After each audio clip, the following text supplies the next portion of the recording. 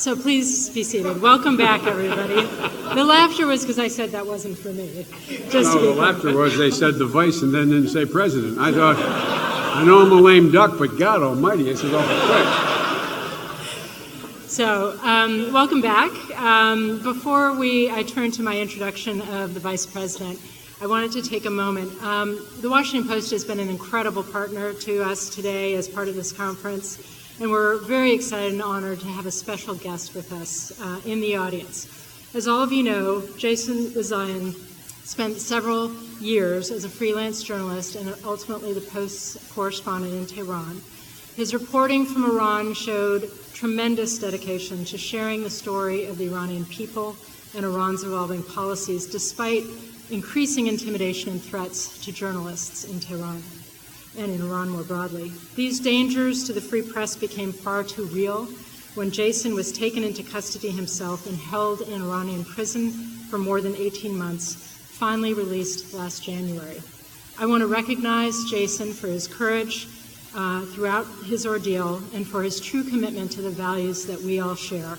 Jason, thank you for being with us today.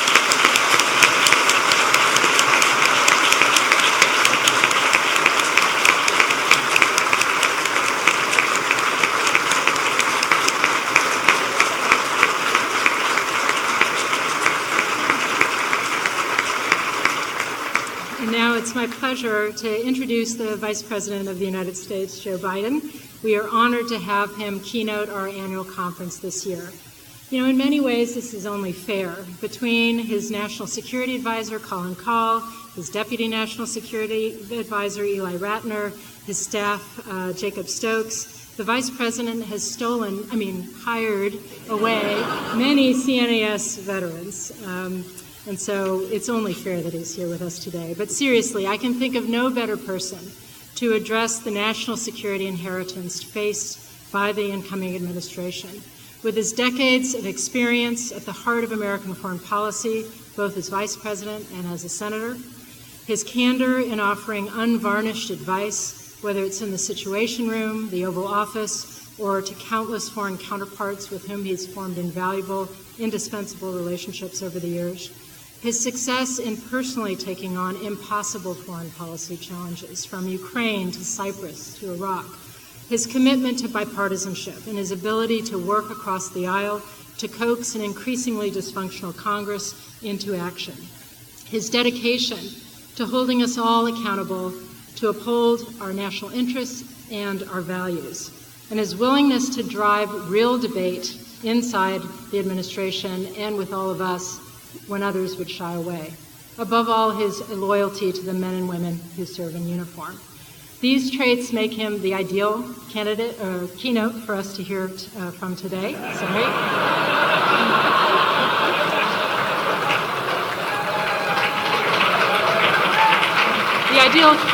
Make him the ideal keynote speaker for us to hear from today. God, I need another coffee after lunch.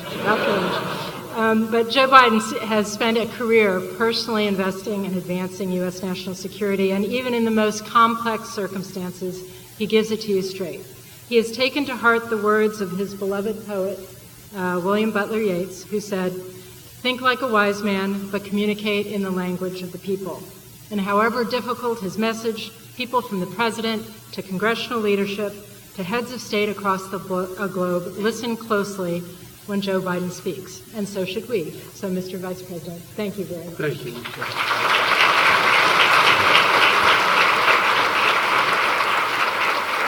Well, Madam Secretary, I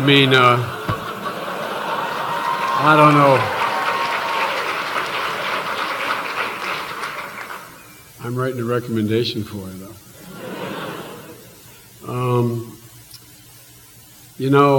Joe, my friend Joe Lieberman, I see out there, I was tempted to start off by, in light of the topic of the day, to say to the next president, whoever she may be, to say, we left you a perfect world, now don't screw it up. Remember that graduation speech? Well, look, I'm honored to be here, and I want the record to show that I do have 3 extremely talented people working for me who work for this organization, but they wrote me a speech that was 1,000 words longer than the one I'm about to deliver, so you should thank me, because I spent a lot of time cutting it. And all the stuff I cut out was important, but I didn't want to keep you here for the better part of 45 minutes to an hour. Ladies and gentlemen, in less than a decade, CNAS has built something impressive. It's growing stronger and it's getting more influential year by year. And today, I'm here to speak about a question that's paramount in all of our minds. And that is, how should the next president handle the national security inheritance of the Obama administration that will be passed along in January? I want to say at the outset, you'd expect me to be more optimistic than maybe others you'll hear from or have heard from. But I am truly optimistic about America's future. I think we're better positioned than any nation in the world, by a long shot, any region in the world, to be the dominant political, economic, and military force for the better part of this next century. And the choices the President and I have made over the past 7.5 years, they have been, to quote the topic, the title of the book, very hard choices. Choices that have required very difficult trade-offs. We positioned the United States at the forefront of, though, I think, of tremendous opportunity. You know, to divert just a second, you know, Michelle said, I like Yeats, and I do. Well, this is the 100th anniversary of the Rising, Easter Sunday, and there's a line in his poem called Easter Sunday, 1917, that goes like this, and he's trying to describe his Ireland at the moment. He said, all's changed, changed utterly. A terrible beauty has been born. This is one of the most informed audience I could possibly be speaking to on this topic. But all has changed utterly in the last 15 years. We presented with an entirely new deck of cards. Some of the old cards are still there that are of enormous consequence. But there's so many new things. Failed states, a whole range of things you all have heard about and talked about. But I think with a smart, sustained, and steady American leadership, we can seize the opportunities that are existing and leave a more peaceful, more prosperous future to our children and grandchildren. And I really, truly believe that. But if we turn inward, if we undermine our most important relationships, or seek soundbite solutions to defined by complexity, issues defined by complexity, if we forget who we are, if we begin to portray our values and embrace intolerance, I think we'll squander all the hard-earned progress and we'll squander the opportunities that exist for us today. So today I'd like to take a little bit of time to describe the world from where I sit 100 feet from the Oval Office and the stakes of the choices that lie ahead. Let me start by making a couple things clear. One, the world in which we live today is considerably more complex and interconnected than it was a quarter of a century ago when the Cold War ended, to state the obvious. It is arguably more complex than it was even 15 years ago after 9/11. But at the same time, despite the complexities and the proliferation of new challenges, by almost any measure, the United States is stronger and more secure today than when President Obama and I took office in January 20th, 2009. We steered the economy that was in collapse through an arduous recovery, and we're poised to enter a period of significant resurgence. We've gone from crisis to recovery to on the verge of genuine resurgence if we seize the moment. We remain the world's leading economic power, and we will for some time. The next president has a tremendous opportunity to finish what was started, to amp up our rate of economic growth and bring economic resurgence home to Americans all across the nation. We know how to grow the economy. We've done it before. Invest in education, job training, infrastructure. I mean, it's not magic. And there used to be bipartisan consensus on almost all of those things. Joe, did you ever think you'd see a day when Republicans opposed infrastructure modernization? We're ranked 27th in the world in transportation infrastructure. United States of America. If you want to see the eighth wonder of the world, go down and see the 2 new locks of the Panama Canal. Yet there's only 3 ports from the Gulf to Maine that can accommodate these new Super Panamax ships. But a strong economy, I'll never forget, I've been around so long, the first 2 years I served, Stuart Symington was still in the Senate. God, I'm getting old. But he had a refrain. He always talked about our entire foreign policy rests on a strong, growing economy. It's an obvious thing. A strong economy is the foundation of our unrivaled military, part of the layered defense we've built to keep America safe. And we are so tragically reminded again in Orlando, where I visited last week, of the dangers that exist. We have to remain vigilant against an increasingly diverse range of threats. Throughout our administration, we've kept laser focus on Homeland Security.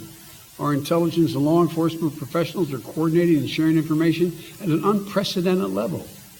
We've invested billions of dollars since 9/11. And everyone wondered whether or not we really had made the progress we say we have made. All you got to do is compare it to what it is in Europe now, and compare what they're now beginning to grapple with. Our partners around the world are now sharing considerably more intelligence with us about the threats emanating from the region and from Europe, and coordinating all of us in terms of things as basic as, I won't go into the list in the interest of time, but just passenger records. Prior to Paris, we didn't have access.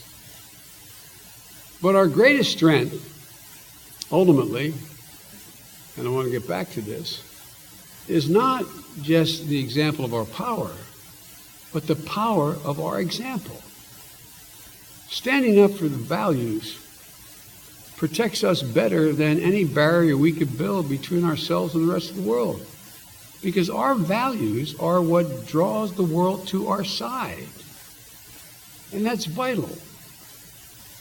Because the unrivaled network of alliances and partnerships that we have enables us to be an effective global leader, but only if we act consistent with our values. As we continue to urge our allies to do more, denigrating our closest partners as liabilities is a serious and tragic mistake. The United States built the basic architecture of international order after the devastation of World War II, and it has served us very, very well, and the world very well, for the past 7 decades. That's why we've invested so much energy to defend and extend the international rules of the road. It matters. We've signed historic arms control and non-proliferation agreements. We've led worldwide efforts to lock down nuclear materials, expand trade, protect the environment. Because of the steps we've taken, no country is better positioned to be followed, we just need to be followed by the rest of the world, than we are. Now, the next administration will make its own choices about how to wield American power and how to direct our resources. But as I look forward to what they will inherit, I see three major areas that will define our engagement with the world in the coming decades. And that's what I'd like to spend a few minutes talking about with you today. First, seizing the possibilities that exist on both sides of the Pacific. We are a Pacific power. I have spent more time, I'm told, than any world leader with President Xi. I've had over 25 hours of private dinners with him, just he and I and an interpreter, because of the arrangement that former President Hu and President Obama set up for us to get to know one another. I remember him asking me why we were doing what we were doing in the Pacific. I said, because we are a Pacific power. We will remain a Pacific power. And I suggested that our being present was one of the reasons why they've been able to progress so much, because of the stability that has been sustained as a consequence of our presence. but starting right here in the Western Hemisphere. For the first time in history, it's possible to imagine a hemisphere that is middle class, democratic, and secure from the northern reaches of Canada to Chile's southern tip. That's why the president turned to me one day, and as he often does, and said, "Joe, you do the hemisphere." Like, okay, you think I'm joking? I'm not joking. You do the hemisphere. He said, jokingly, there's not much of a time zone change. You can do it on the weekends and you make friends easily, so just go. I hope he was kidding. But look, one of the reasons why we prioritize improving relationships with our neighbors, including the opening of Cuba, is our standing in the hemisphere has never been better. The quote I used when I first made the speech at the State Department with a lot of the hemispheric leaders there, I said, it's no longer do we look at what we can do for you, it's what we can do with you. It matters, to go back to the original thesis, it matters how you treat other nations, the respect you show or don't show. Challenges surely remain, but today the region is defined by opportunities. Opportunities for greater trade and economic cooperation, especially with the opening of the Panama Canal and the expansion. Opportunities for greater energy integration, with the United States exporting liquefied natural gas throughout the region and beyond. Opportunities to end the long-running conflicts in the Civil War in Colombia. We also have a major new initiative in the Northern Triangle to deal with a whole range of problems, but also a whole range of opportunities. Imagine Central America, democratic and secure. Imagine what it will mean to the hemisphere if that is able to be accomplished. And we finally move beyond the stale ideological divides. The nations of our region are ready to work with us as never before to tackle shared challenges like stemming migration from Central America. The next administration should harness this momentum and build on it. But if we build walls and disrespect our neighbors, we'll quickly see all this progress evaporated, replaced by a return of anti-Americanism, a coercive rift throughout our hemisphere. The choices that make our region less democratic, less prosperous, and less secure actively undermine our American national interest. On the other side of the Pacific, we recharged our engagement with Asia, the world's most consequential region. The next administration is going to inherit treaty alliances with Australia, Japan, South Korea, the Philippines, and they're stronger than they've ever been. Maintaining our alliances isn't always easy, to state the obvious, but the United States is wealthier and safer because the world's strongest democracies are in our corner. It's just common sense. But we've also seized historic opportunities to build relationships beyond our traditional allies, fostering democratic transition in Burma, deepening our ties with Vietnam, managing relationships with Cuba, expanding our partnership with India, working with ASEAN to advance rules-based order. These relationships complement our alliances and further support economic, political, and military foundations of America's Pacific power, America's being a Pacific power through the 21st century. As home of half the world's population and many of the world's fastest growing economies, we cannot afford to ignore the opportunities that exist in Asia. That's something every single CEO in America knows. And that's why securing a Trans-Pacific Partnership has been our top priority in this administration. It is as much a foreign policy initiative as it is an economic initiative. We're not there. China will fill the vacuum just by the sheer weight and size. And it will not be in our interest. And thanks to American leadership, the deal includes provisions that raise international standards for the protection of workers' rights, the environment, intellectual property. But to be frank, this deal has a long way to go to get passed through the United States Congress. because whether in trade, maritime security in the South China Sea, or nuclear non-proliferation in Northeast Asia, the United States has to lead by writing the rules of the road in this vital region. Otherwise, we leave a vacuum that our competitors will rush to fill. That leads me to the second key point I'd like to make. The next president will have to manage complex relationships with regional powers. Powers that have the capacity to contribute to the international order or to challenge it. Nowhere is this more poignant than in our relationship with China. As the world's two largest economies, our fates are unavoidably intertwined. President Obama and I have made pragmatic choices that center our relationship with China in enhanced cooperation and responsible competition. We've found some common ground. We've made some historic progress to address global challenges like climate change, epidemics, development, non-proliferation. And we stand firm when we have real disagreements over issues like human rights, trade and investment, regional security. The next administration will also have to navigate the relationship with China, marked at times by breakthrough cooperation and intense cooperation and competition. Sometimes, as with the mounting threat from North Korea, cooperation and competition with China will coexist. The notion that it'll be all one or all the other is short-sighted and self-defeating.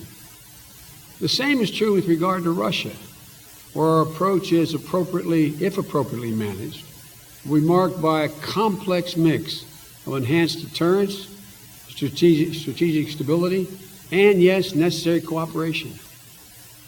With our partners and allies, particularly in Europe, we've imposed real cost on Russia for its absolute outward aggression towards Ukraine. Russia must uphold its commitment under the Minsk Agreement, and there can be no backing away from that. And sanctions should remain until they do. We're helping Ukraine implement vital economic reforms and root out corruption. It has not been easy. Corruption is endemic in all those former, quote, Soviet states. But by coercing them, no, not coercing them, convincing them in that order,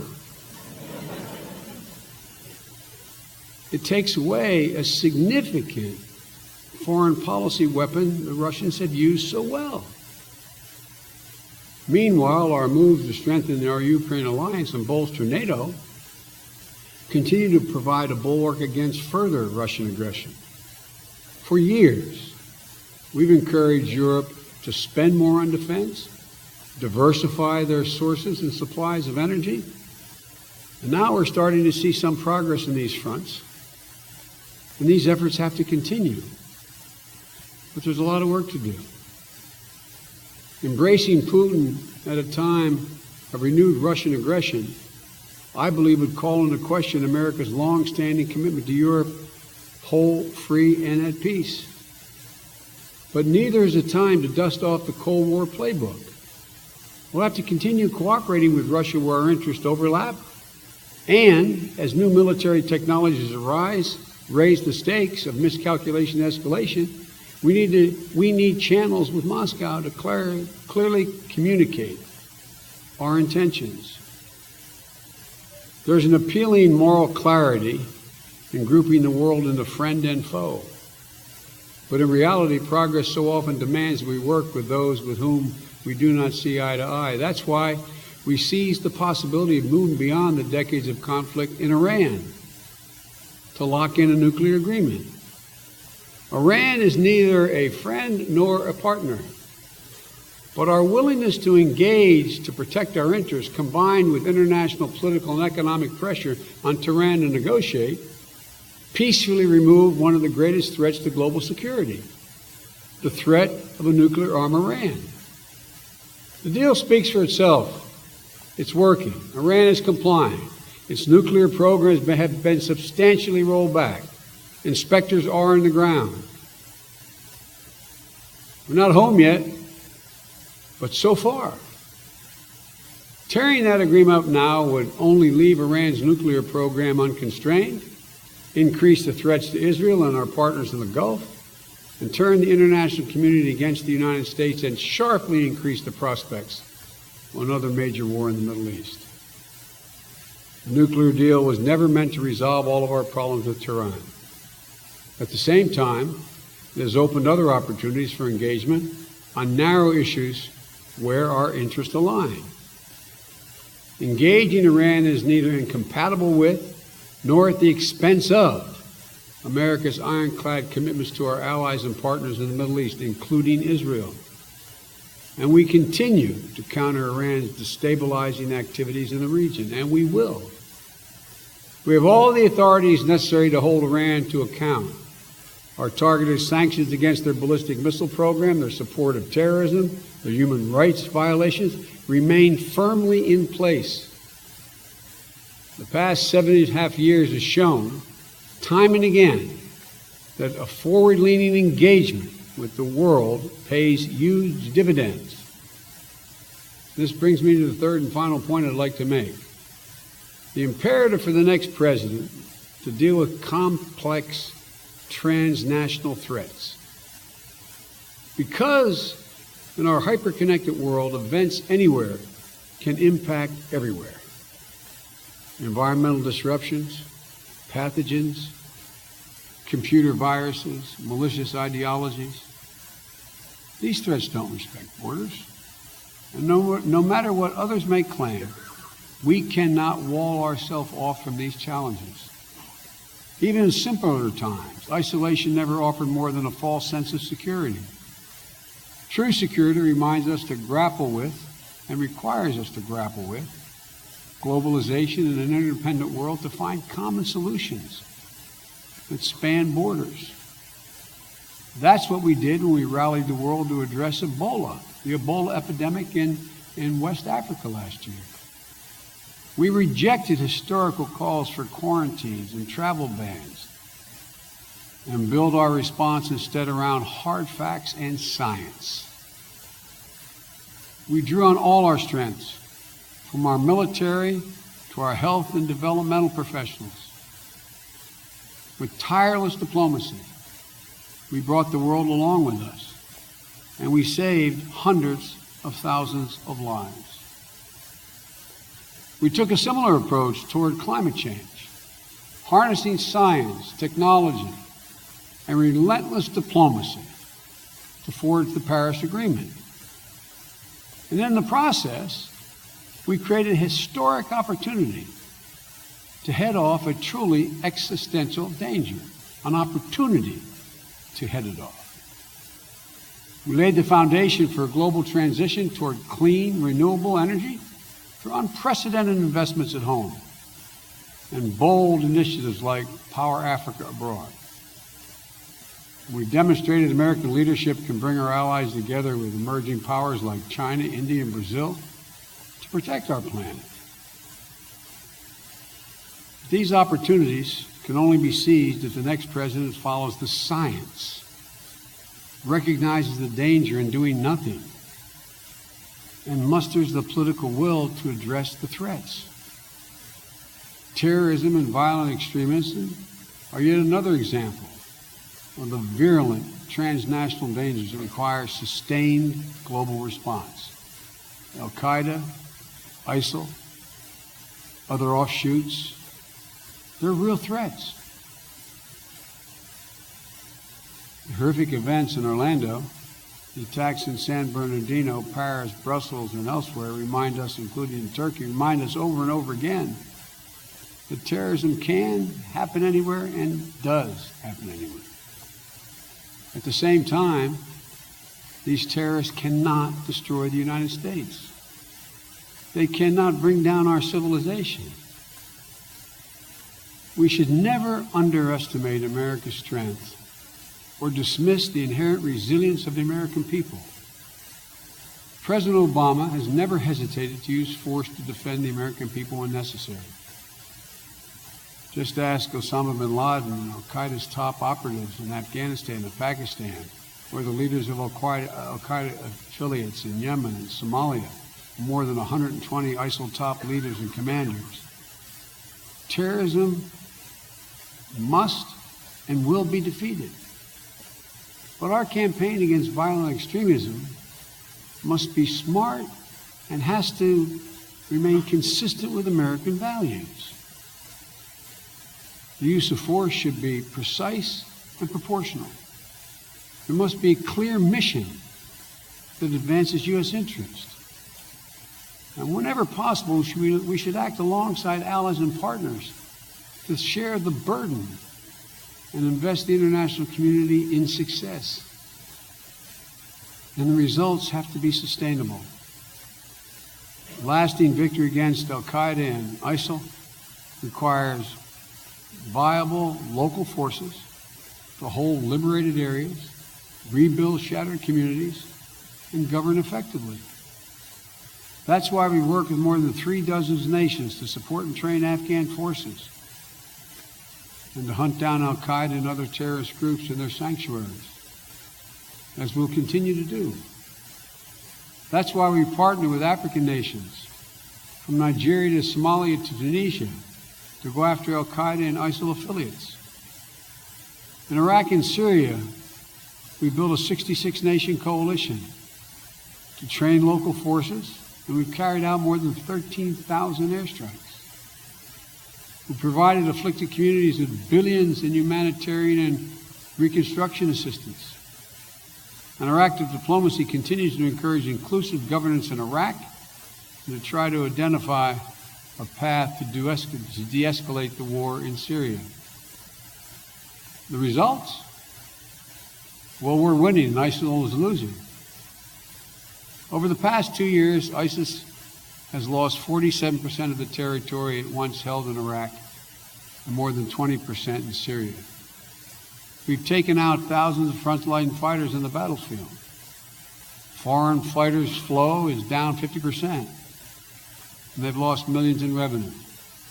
But to be sure, ISIL is resilient and barbaric, fueled by a bitter ideology of destruction.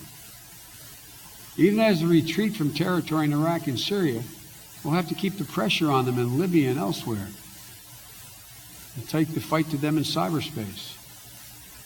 Permanently defeating this scourge will likely take years, and will absolutely require us to keep the world on our side.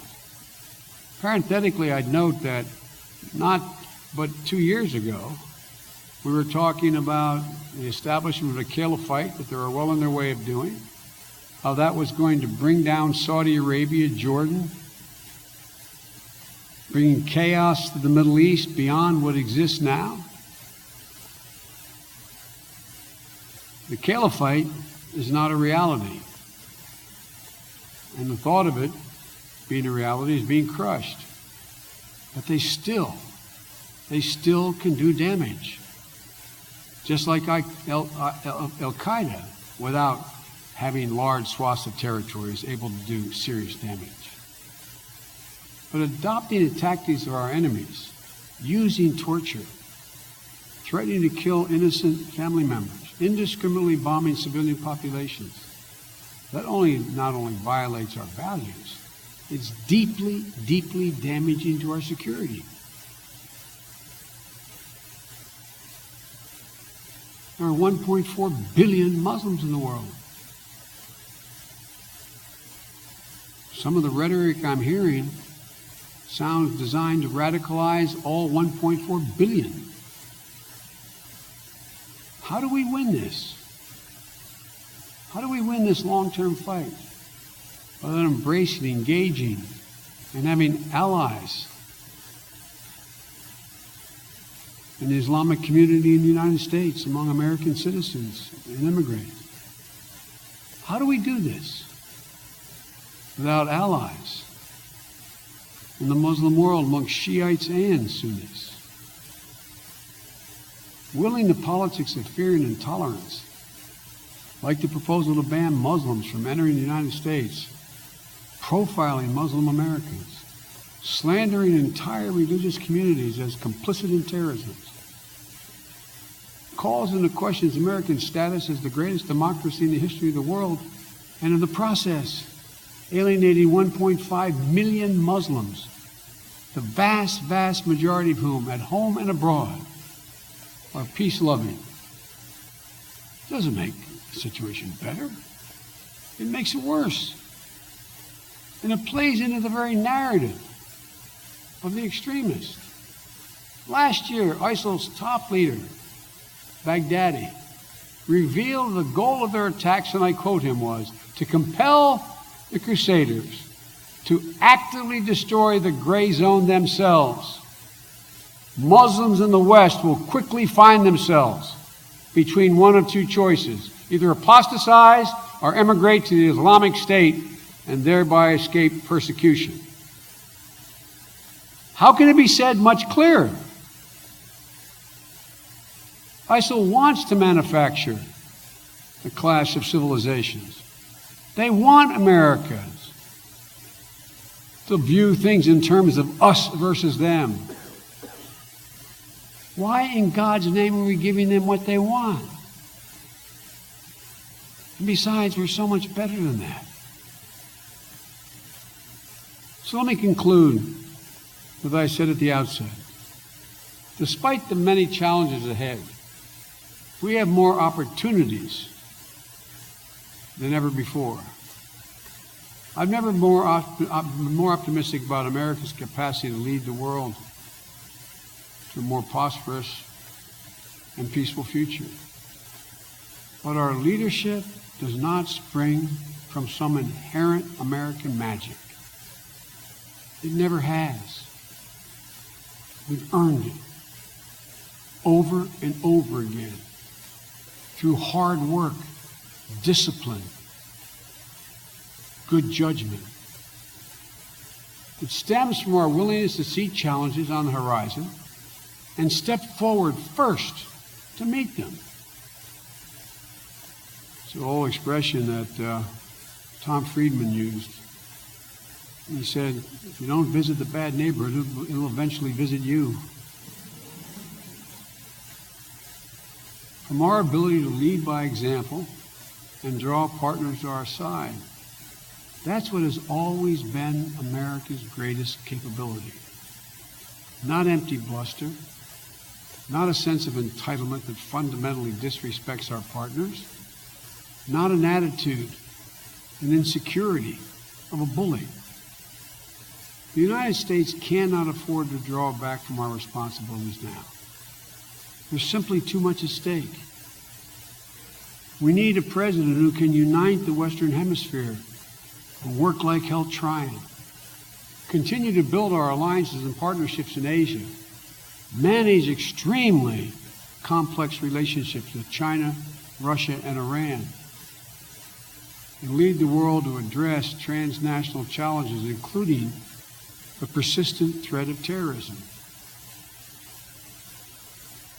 I believe this is one of 5 times in American history we find ourselves at an inflection point. The choices we make today will steer the future of our world for the next 3 decades. In this moment of uncertainty, the world desperately needs steady American leadership more than ever before. Because when America leads the way that only we can, guided by principle, grounded in our conviction that America does best when we make sure everyone does better, no nation can match us. And one concluding point. The dysfunction in Washington is not only crippling in terms of everything from the Supreme Court to moving from recovery to resurgence. In the 42 years I've been engaged in the conduct of foreign policy, I've never seen it have as much negative impact on our ability to conduct our foreign policy. Many of you here are extremely sophisticated, and travel the world and have deep understandings of other parts of the world. I get sent by the president. I've traveled over 1,200,000 miles just since being vice president. When I'm sent, it's usually because everybody knows whatever I say is it, because they know I speak for the president. There is never any question, and I mean never. And so, in the assignments I've been given over the last 7 years, when I get sent to meet with the head of state, trying to convince him of a particular position, if we reach agreement, I literally, and Joe's with me a lot and I've been with Joe a lot, I reach across the table and shake hands. And here's the response I get the last 4 years that I never ever got before. Grab my hand and say, "But Mr. Vice President, can you deliver?" Let me say it again. Can you deliver? Because every single time, friend, foe, or agnostic with whom we deal, when you make a deal, it requires them to take a chance. Translated into everyday English from Wilmington, Delaware, it's, look, don't ask me to walk out on this limb and take a political hit, even in a dictatorship, unless you assure me, I don't doubt you, I don't doubt the president, but can you get it done in Washington? They understand our systems much better than Americans understand theirs. So folks, my hope is that not only will this presidential election be behind us, but that we will begin, because I think the vast majority of Republicans up on the Hill, as well as Democrats, know this is not the way to do business. They know it. Joe, I've spoken with 17 Republican senators just on the Supreme Court. All 17 say, "Joe, I know you're right. But don't ask me to move yet, Joe. This will happen to me."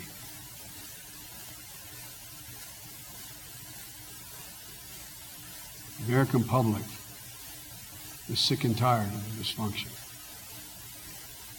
The instinct is to throw all the rascals out. But I'm convinced that we are at a domestic inflection point too.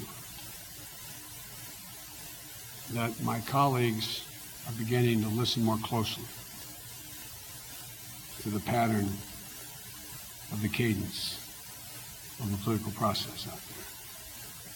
So my hope is these next 4 years will be much better positioned with a president who understands and a Congress that can vehemently disagree, but ultimately concludes there has to be compromise. If that occurs, and it will occur, it may not occur in the next 2 years, but it will occur. There is not a single thing that we can't do as a country. I thank you all for being so gracious and listening, and I'm really, there's so much talent out here. I just, if you're ever going to be involved, man, this is the moment. This is the moment. Thank you all so very, very much.